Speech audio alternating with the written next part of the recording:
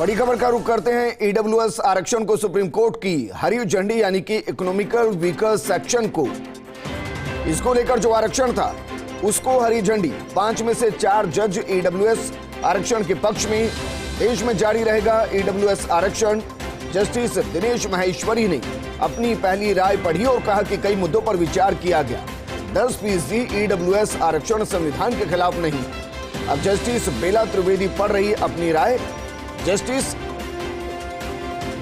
बेला त्रिवेदी भी ईडब्ल्यूएस आरक्षण के पक्ष में, जबकि जस्टिस रविंद्र भट्ट आरक्षण के खिलाफ है। इस वक्त की बड़ी खबर आपको बता रहे हैं, और बड़ी खबर दरअसल ये कि देश में ईडब्ल्यूएस आरक्षण जारी रहेगा। गरीबों के लिए 10% आरक्षण, और ये जारी रहेगा।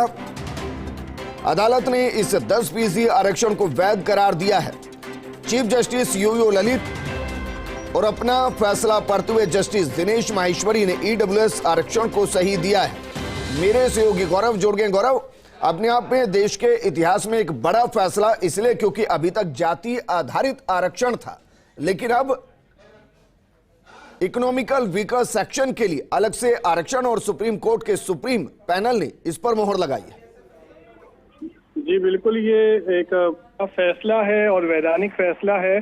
एग्जैक्टली ये डिसीजन लास्ट ईयर मतलब हियरिंग में आया था, जब ओबीसी और ईडब्ल्यूएस को लेकर नीट पीजी एंट्रेंस को लेकर ये ऑब्जेक्शन फाइल की पिटीशन फाइल की गई थी, और कुछ लोगों ने ये मांग उठाई थी कि ये जो दिया जा रहा है वो गलत है। इस फैसले के खिलाफ उन्होंने याचिका फाइल की थी, और जिसमें सुप्रीम कोर्ट ने वैधानिक रूप से इस डिसीजन को कॉन्स्टिट्यूशन बेंच को सौंपा, जहां पर आज जो डिसीजन दिया गया है वो डिसीजन 4-1 के अनुपात में आज मान्यत हो गया है। और फ्यूचर में इस तरीके का जो डिसीजन रहेगा ईडब्ल्यूएस आरक्षण को लेकर, वो वैध रहेगा। जो वीकर सेक्शन को अच्छा गौरव, वो कौन से जज हैं जिन्होंने इस पर रजामंदी नहीं दी? और ये भी शायद पहली बार है कि जब सुप्रीम कोर्ट की कार्रवाई को लाइव दिखाया जा रहा है बड़े किसी केस को लेकर। जी बिल्कुल, ये जो आज बड़ा दिन है, जस्टिस यूयू ललित साहब का आज फाइनली रिटायरमेंट है। और इससे पहले जो जज साहब रहे थे रमन्ना, उन्होंने ये एक प्रथा चलाई थी जिसमें लाइव हियरिंग की जाए, और उसको पिछले 2-3 दिन बाद से हम देख रहे हैं कि बड़े इश्यूज को लाइव हियरिंग के मामले में दिखाया जा रहा है। और आज जो 4 जज थे, जिसमें जस्टिस दिनेश माहेश्वरी, बेला त्रिवेदी और जो जस्टिस पारदीवाला थे, उन्होंने इसको बनाए रखा, और रविंद्र भट्ट ने इसको अनकॉन्स्टिट्यूशनल मारा। तो एक जो वोट था भट्ट साहब का, वो एक फेवर में नहीं था, बाकी 4 जो जज थे उन्होंने इसको फेवर में रखा है। और अब इस निर्णय के बाद इसका जो फाइनली कंक्लूजन है वो सीजीआई के द्वारा रखा जाएगा। जी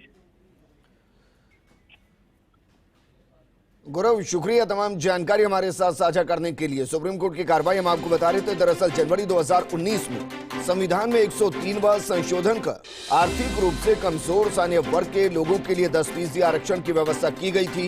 ये मामला सुप्रीम कोर्ट पहुंचा, और सुप्रीम कोर्ट में आज 5 में से 4 जजों ने इसके पक्ष में फैसला सुनाया और कहा कि इकोनॉमिकल वीकर सेक्शन को आरक्षण संविधान की मूल भावना के विपरीत बिल्कुल नहीं है। और ये सीधी सुप्रीम कोर्ट से प्रोसीडिंग आपको दिखा रहे हैं, जिसमें फैसला सुनाया जा रहा है। Is directly in issue in a batch of cases pending before this court.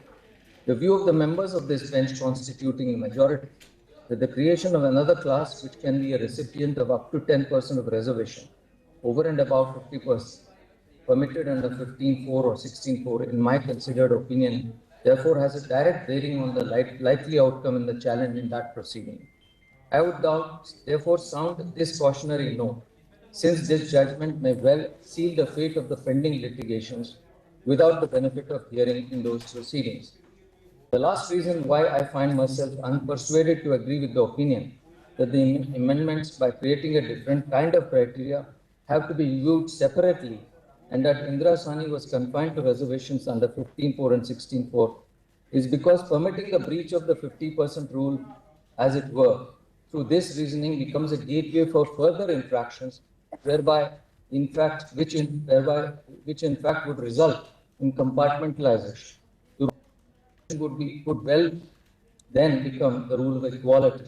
or the right to equality could then be easily reduced to a right to reservation, leading us back to the days of Champakam Durai Raja. In this regard, the observations of Ambedkar have to be kept in mind that reservations are to be seen as temporary and exceptional, or else they could eat up the rule of equality. The fraternal principle, I'm now summing up, the fraternal principle is deeply embedded to this nation's ethos and culture. The specific provisions which form part of the Equality Code are inextricably intertwined with fraternity as well. It is fraternity and no other idea which acknowledges that ultimately all individuals are human beings born through the same natural process, subject to the same physical limitations, and finally leave this world at an unknown time, but are sure to live. Fraternity is a concept awakens humans to the reality that despite our apparent or superficial differences, ethnic, religious, caste, gender, origin, or economic status, the institutions we create need our collective cooperation and individual commitment. Every social order invariably contains individual differences, be grounded on ethnicity, wealth, talent, or realization of one's abilities. The diversities abound. The idea of fraternity is to awaken to the consciousness of each member of society that our institutions which are created, the ideas that we develop, and the progress that we wish to achieve cannot be in isolation, by separation, but with cooperation and harmony. On this, I want to highlight the words of two social reformers, which demonstrate that the principle of fraternity and the ideas and values connected to it are not new, but in fact transcend time. Swami Vivekananda's message in his address to the World Parliament of Religions in Chicago on 11 September 1893 has the theme of दरअसल जनवरी 2019 में मोदी सरकार संविधान में 103वां संशोधन लेकर आई थी और इसके तहत आर्थिक रूप से पिछड़ी सामान्य वर्ग के लोगों को नौकरियों और शिक्षा में 10% आरक्षण देने का प्रावधान था। बस जैसे ही ये शुरू हुआ, इसको लेकर याचिकाएं सुप्रीम कोर्ट में दाखिल हुई। 40 से ज्यादा याचिकाएं दाखिल हुई थी, क्योंकि कानूनन आरक्षण की सीमा 50% से ज्यादा नहीं हो सकती। अगर बात करें देश भर की, तो SC, ST, OBC वर्ग को जो आरक्षण मिलता है वो 50% सीमा के भीतर ही मिलता है, लेकिन सामान्य वर्ग का 10% कोटा इस 50% सीमा से बाहर। और इसी को लेकर लगातार सवाल उठ रहे थे। सवाल इस बात को लेकर भी उठ रहे थे कि EWS यानी कि इकोनॉमिकल वीकर सेक्शन आरक्षण के जरिए जो इस वक्त आरक्षण व्यवस्था है उसको खत्म करने की एक शुरुआत, यह भी एक याचिका दायर हुई थी।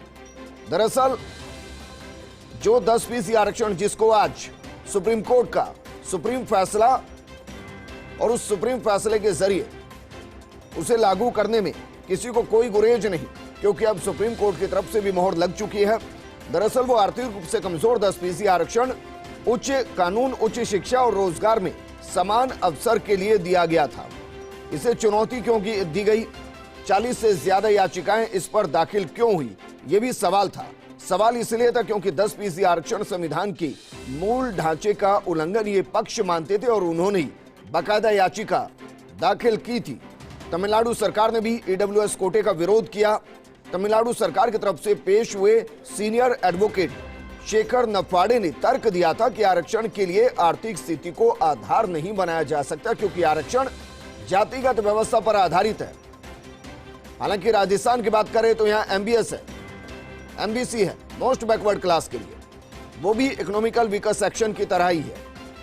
इसके अलावा मोहन गोपाल ने 13 सितंबर को दलीलें रखी थी। उन्होंने सुप्रीम कोर्ट में EWS आरक्षण को धोखाधड़ी बताया था, साथ ही इसे पिछले दरवाजे से आरक्षण की अवधारणा को नष्ट करने की कोशिश भी बताया था। दूसरी तरफ सरकार ने सुप्रीम कोर्ट को बताया था कि संशोधन के जरिए दिया गया आरक्षण अलग है। सामाजिक और आर्थिक रूप से पिछड़े वर्गों के लिए 50% कोटे को छेड़े बिना यह व्यवस्था की गई और इसलिए कानून के मूल ढांचे का उल्लंघन नहीं। शायद यही वजह कि 5 में से 4 जज इसके पक्ष में कि हां 10% आरक्षण इकोनॉमिकल वीकर सेक्शन को दिया जाना चाहिए, उससे समानता का जो नियम संविधान के मुताबिक है उससे उल्लंघन नहीं होता। सवाल इन सबके बीच में यह भी है कि दरअसल जो ये सुनवाई हुई इसमें 3 महत्वपूर्ण बिंदु थे जिस पर सुप्रीम कोर्ट को सुनवाई करनी थी। पहला, क्या 103वां संशोधन संविधान के मूल ढांचे का उल्लंघन है या नहीं, पहला पॉइंट। दूसरा, क्या निजी गैर सहायता प्राप्त संस्थानों में प्रवेश के लिए ईडब्ल्यूएस कोटा देने की अनुमति देना संवैधानिक ढांचे का उल्लंघन है या नहीं, और तीसरा, क्या वाकई में मूल आरक्षण व्यवस्था से खिलवाड़ है या नहीं। हमारे साथ सीनियर एडवोकेट ए.के. जैन साहब जुड़ गए हैं। ए.के. जैन साहब, गुड मॉर्निंग सर। आज ये फैसला आया है सुप्रीम कोर्ट का सुप्रीम फैसला, 5 में से 4 जजों ने ईडब्ल्यूएस को सही ठहराया है। आपको लगता है कि ये आरक्षण की एक नई व्यवस्था है जिसके जरिए उस व्यवस्था को बदला जा सकता है जो आजादी के साथ से चल रही है? देखिए, यदि 2 शब्दों में कहा जाए तो पहली बात जो आपने कही है कि ये जो संविधान के निर्माताओं ने जो आरक्षण व्यवस्था दी थी उसमें आमूलचूल परिवर्तन है जी। और दूसरा सबसे बड़ी बात विशेष रूप से 2 न्यायाधीशगण ने इसमें कही है, जस्टिस बेला एम त्रिवेदी ने और जस्टिस पार्टीवाला ने, कि आरक्षण वेस्टेड इंटरेस्ट नहीं होना चाहिए। और बेला त्रिवेदी ने तो ये भी कहा कि सिर्फ कुछ समय के लिए आरक्षण किया गया था जिसे बढ़ाया जा रहा है और इसको रिवीजन की जरूरत है। और यही बात जस्टिस पार्टीवाला ने कही है कि इनडेफिनेट टाइम तक के लिए आरक्षण नहीं हो सकता, इसलिए इस पूरी व्यवस्था को वापस पुनः निरीक्षण की आवश्यकता है। तो ऐसी परिस्थिति में सुप्रीम कोर्ट ने ये भी एक इशारा किया है कि अब आरक्षण व्यवस्था की समाप्ति की ओर जाने का भी है। और कोई बड़ी बात नहीं है कि आज 2 जजेस ने कहा और कल ये मेजोरिटी ऑफ जजेस बन जाए। जैन साहब, इसमें एक इशारा जो आप कर रहे हैं मैं उसको थोड़ा स्पष्ट कर रहा हूं। क्या आप ये कह रहे हैं कि भाई 50% आरक्षण तो हो सकता है कि एक लंबे टाइम तक रहे, जिसमें ओबीसी को जितना है उतना है, एससी को जितना है, एसटी को जितना है, वो ठीक है, वो चलता रहे, लेकिन उसी के अंदर ये कह दिया जाए कि नहीं, एससी के अंदर ईडब्ल्यूएस आरक्षण व्यवस्था के जरिए आपको जितना मिल रहा मिलेगा, लेकिन मिलेगा इकोनॉमिकल आधार पर। मैं विजेंद्र जी ये नहीं कहना चाह रहा है, क्योंकि ईडब्ल्यूएस आरक्षण का जो आर्टिकल 15 और आर्टिकल 16 में संशोधन किया गया है उसी में ये स्पष्ट किया गया है कि ये जो एग्जिस्टिंग आरक्षण व्यवस्था है उसके अतिरिक्त होगा। ऐसी परिस्थिति में 50% की सीमाओं को तो माननीय पार्लियामेंट ने ऑलरेडी ओवर रूल कर दिया है और उसको अपहोल्ड भी कर दिया है 4 जजेज की बेंच ने। पर जो इशू नहीं था उस इशू पर भी 2 जजेस ने यह कहा है कि आरक्षण व्यवस्था लंबे समय तक नहीं रह सकती, ये वेस्टेड इंटरेस्ट नहीं बन सकती थी, कुछ समय के लिए की गई थी, इसके पूरी आरक्षण व्यवस्था को पुनर्निरीक्षण की जरूरत है। तो ऐसी परिस्थिति में ये शुरुआत है कि सुप्रीम कोर्ट मन ही मन कहीं ये चाह रही है कि अब आरक्षण को समाप्ति की ओर भी देखना चाहिए। और आज 2 जजेस ने, 5 में से 2 जजेस ने ये कहा है, कल हो सकता है ये संख्या बढ़ती जाए जी। तो निश्चित रूप से सुप्रीम कोर्ट की सर देश के अंदर एक ही आरक्षण होगा ईडब्ल्यूएस नहीं, सुप्रीम कोर्ट का जो इशारा आ रहा है वो तो आ रहा है कि अब धीरे धीरे पूरी आरक्षण व्यवस्था को ही समाप्त करो। सुप्रीम कोर्ट ने आज 2 जजेस ने अप्रत्यक्ष रूप से ये बात कही है कि इस आरक्षण व्यवस्था को पुनर्विचार करने की जरूरत है। ईडब्ल्यूएस आरक्षण को एक जो नई इकोनॉमी एक कम्युनिटी आरक्षण के लिए बनाई गई थी उसको अपहोल्ड किया था और उसके लिए कहा था कि एससी ओबीसी के इकोनॉमिकली वीकर सेक्शन से डिस्क्रिमिनेटरी नहीं है। और अपने आप में इन्होंने, क्योंकि पहले आरक्षण सिर्फ शैक्षणिक और सामाजिक रूप से पिछड़े वर्गों को दिया जा सकता था और इसीलिए पूर्व में आर्थिक आरक्षण के जितने भी प्रस्ताव आए वो रिजेक्ट हुए थे। इसलिए संशोधन करके ये किया गया था आर्टिकल 15 और 14 में कि इकोनॉमिक वीकर सेक्शंस के लिए भी 10% के आरक्षण की व्यवस्था सरकार शैक्षणिक संस्थाओं में और सरकारी नौकरी में करने के लिए सक्षम है। अर्थात ईडब्ल्यूएस को भी अपने आप में एक क्लास बना दिया गया है और उसको जो कॉन्स्टिट्यूशनल वैलिडिटी को जो संशोधन 103 था उसको आज सुप्रीम कोर्ट ने अपहोल्ड किया कि अर्थात सरकार इकोनॉमिक वीकर सेक्शंस के लिए भी आरक्षण कर सकती है जो कि प्रेजेंट अर्थात ओबीसी एससी एसटी आरक्षण के अतिरिक्त होगा, उसमें सम्मिलित नहीं होगा। तो अप्रत्यक्ष रूप से 50% की सीमा भी समाप्त हो गई है। परंतु जो इसका इशू नहीं था उस इशू पर 2 जजेस ने ये कहा है कि जो आरक्षण संपूर्ण आरक्षण व्यवस्था पर पुनर्विचार की जरूरत है। जैन साहब, राजस्थान के परिप्रेक्ष्य में इसमें समझूंगा क्योंकि एमबीसी मोस्ट बैकवर्ड क्लास यहाँ भी चलता है। अब ये ईडब्ल्यूएस तो सेंटर की तरफ से है, तो स्टेट में किस तरीके से एग्जीक्यूट होगा? क्योंकि देखिए कॉन्स्टिट्यूशनल अमेंडमेंट है, संविधान में संशोधन है, संविधान के 15 और 16 के संशोधन को किया गया है, इसलिए जो ये ईडब्ल्यूएस है इसको लागू करने की छूट राज्य सरकार और केंद्र सरकार दोनों को है। सरकारें इससे बच नहीं सकती। अब राजस्थान में भी इसी लाइन में ईडब्ल्यूएस का आरक्षण करना पड़ेगा शैक्षणिक संस्थाओं में, सिवाय अल्पसंख्यक संस्थाओं को छोड़कर, और सरकारी नौकरियों में दोनों जगह। प्राइवेट नौकरियां इस फील्ड से बाहर है।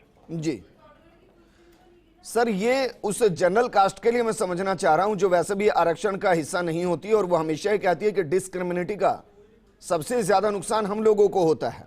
अब 10% और हो गया। पूरे देश में अगर मैं मानूं तो लगभग 60% अब आरक्षित चीजें हो गई। बचा क्या है? देखिए निश्चित रूप से जो जनरल क्लास थी, जनरल क्लास में से ही आर्थिक रूप से पिछड़े लोगों को 10% आरक्षण की व्यवस्था की गई है।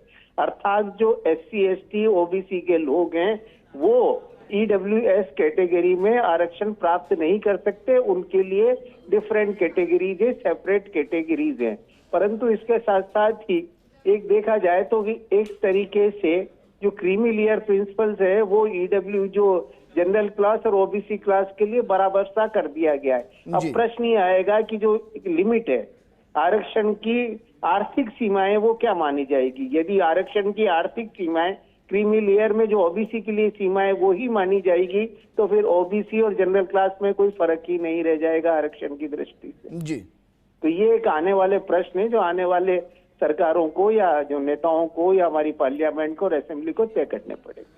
देखिए जैन साहब, एक और इश्यू आता है जब मैं बेरोजगारों से बातचीत करता हूं, बाकियों से बातचीत करता हूं जो शायद किसी वजह से कंपटीशन में फाइट करने के दौरान किसी वजह से सेलेक्ट नहीं होते हैं। वो कहते हैं कि हॉरिजेंटल और वर्टिकल ये ऐसे इशू हैं जहां हम आरक्षित ना होते हुए भी जो आरक्षित होते हैं वो जनरल सीट को भर देता है, जबकि उनका अलग से आरक्षण है, वहां पर भी जाकर सीट भरते हैं। देखिए सुप्रीम कोर्ट ने पूर्व जजमेंट्स में ये कहा है कि जिस तरह से रेलवे में रिजर्वेशन और जनरल डिब्बा होता है उसी तरह का आरक्षण में माना जाता है कि यदि सीटें आपको जनरल के यानी कोई बैकवर्ड क्लास का या एसटी का व्यक्ति नॉर्मल मेरिट में आ गया है तो उसको उस सीट के अगेंस्ट में ही माना जाएगा, एससी एसटी की या ओबीसी की सीट के अगेंस्ट में नहीं माना जाएगा।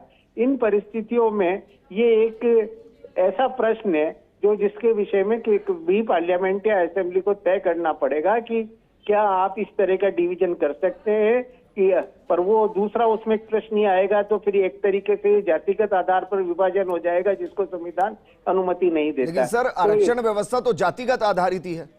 देखिए आरक्षण व्यवस्था जातिगत आधारित नहीं है, जातिगत आधारित बना दिया गया है। संविधान में आरक्षण व्यवस्था वर्ग आधारित है, परंतु एक जजमेंट में यह कह दिया गया कि जाति भी वर्ग का एक आधार हो सकती है और जिसको हमने ये मान लिया कि जाति ही वर्ग का आधार है। राजस्थान हाईकोर्ट में जस्टिस एमएन भंडारी के निर्णय में इस बात को उन्होंने स्पष्ट किया है कि आरक्षण जातिगत नहीं है, आरक्षण वर्गगत है और जाति भी अपने आप में एक वर्ग हो सकती है। इस इंटरप्रिटेशन के आधार पर जातियों को वर्ग बनाया गया है। इसलिए ये जो गलतफहमी है कि क्योंकि हमारे जो राजनेताओं ने इसको वर्गगत को जातिगत बना दिया गया है, वास्तव में वर्गगत है और जातियां भी अपने आप में वर्ग होती हैं। ये चूंकि सुप्रीम कोर्ट ने कह दिया इसलिए उसको जातिगत बना दिया गया है। इस फैसले को सर आप किस नजर से देख रहे हैं, अगर हम 10 साल 15 साल आगे के नजरिए से देखें तो? देखिए ये फैसला जो है ये एक नया ट्रिगर है, नया इशू ट्रिगर होगा और इस फैसले का जो परिणाम होगा वो ये आएगा कि अल्टीमेटली आरक्षण इस देश में रहेगा या नहीं रहेगा, या रहेगा तो कितने दिनों तक रहेगा, क्योंकि एक नया विवाद इस निर्णय के बाद जन्म लेगा। आपको लग रहा है कि आने वाले 5 या 10 साल में आरक्षण व्यवस्था जो है उस पर बहस शुरू होगी और ये बहस की शुरुआत है जो आज हो गई है? निश्चित रूप से ये बहस की एक शुरुआत है, क्योंकि जब वर्गगत आधार पर आरक्षण में आर्थिक वर्ग भी शामिल कर दिया गया है तो निश्चित रूप से अब ये प्रश्न आएगा कि क्या ये संविधान जो हमने बनाया था और वो क्या हम एक नए संविधान बनाने की ओर जा रहे हैं, और ये नया प्रश्न निश्चित रूप से पैदा होगा। क्योंकि अभी वो निश्चित रूप से उन जातियों को जिनको की जातिगत आधार पर वर्ग मानकर आरक्षण दिया गया है, वहां भी एक नई सुगबुगाहट इसको लेकर शुरू होगी, क्योंकि कल से ये मांग भी आएगी कि अगर अर्थव्यवस्था ही वर्ग का आधार है तो फिर अनुसूचित जातियों के वो व्यक्ति जो आर्थिक रूप से उन्नत हो चुके हैं उनको आरक्षण क्यों दिया जाए। एक नया विवाद की शुरुआत आज हुई है। जैन साहब, अब हमारे साथ बने रहे। इस वक्त बड़ी खबर का रुख करते हैं। सीजेआई यूयू ललित ईडब्ल्यूएस आरक्षण के फैसले में 5 में से 3 जज आरक्षण के पक्ष में हैं और 2 इसके खिलाफ हैं। ईडब्ल्यूएस आरक्षण पर ऐतिहासिक फैसला आया है। सुप्रीम कोर्ट ने मोहर लगाई है। अभी तक 4 वर्सेस 1 था और अब 3 वर्सेस 2 हो गया है। सीजेआई खुद इसके खिलाफ है।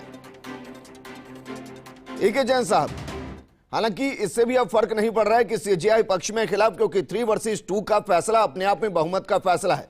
लेकिन सीजेआई यूयू ललित ईडब्ल्यूएस आरक्षण के खिलाफ, इसको आप कैसे देखते हैं?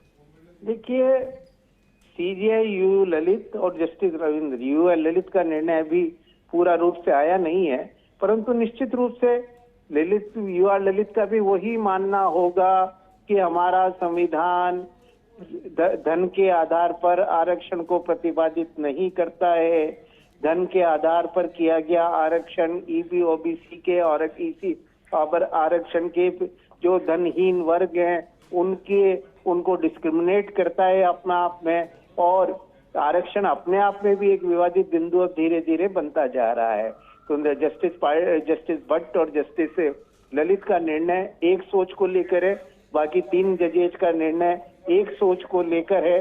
वो आर्थिक रूप से पिछड़े वर्ग को भी एक वर्ग मानते हैं और ये उसको एक वर्ग संविधान के अनुसार वर्ग आर्थिक रूप से शैक्षणिक और सामाजिक रूप से पिछड़ा वर्ग नहीं मानते।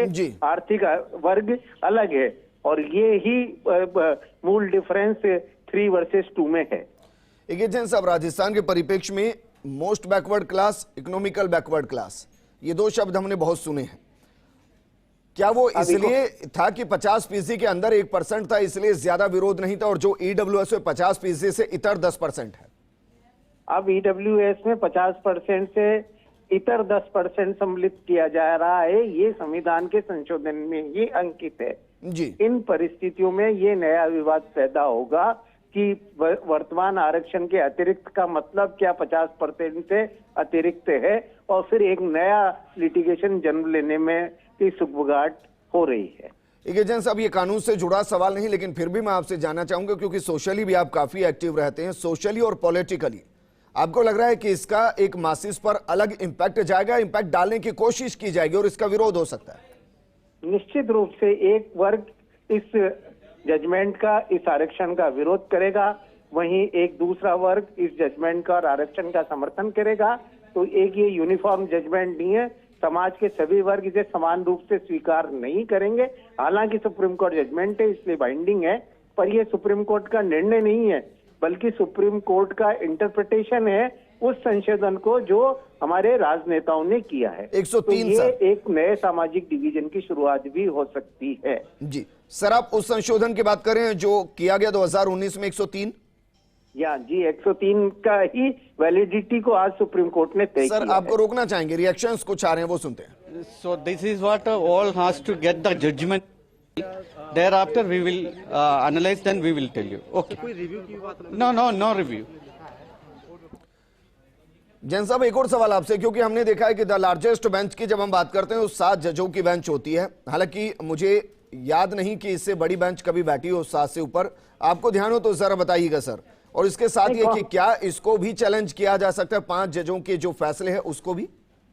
निश्चित रूप से देखिए, जब तक यानी सुप्रीम कोर्ट की पूर्ण पीठ या लार्जर बेंच हमेशा लेसर नंबर के जजेज को बेंच को ओवर रूल कर सकती है, पर यदि कभी ये प्रश्न आएगा और कहीं ये तय करना होगा कि 5 जजेज का बेंच का फैसला सही है अथवा गलत है, तो 5 जजेज से अधिक जजेज की बेंच बनेगी, जो कि सामान्यतः बनती नहीं है। जैन साहब, बहुत शुक्रिया सर हमारे साथ जुड़ने के लिए, वक्त देने के लिए और इस पूरे फैसले का इंटरप्रिटेशन करने के लिए।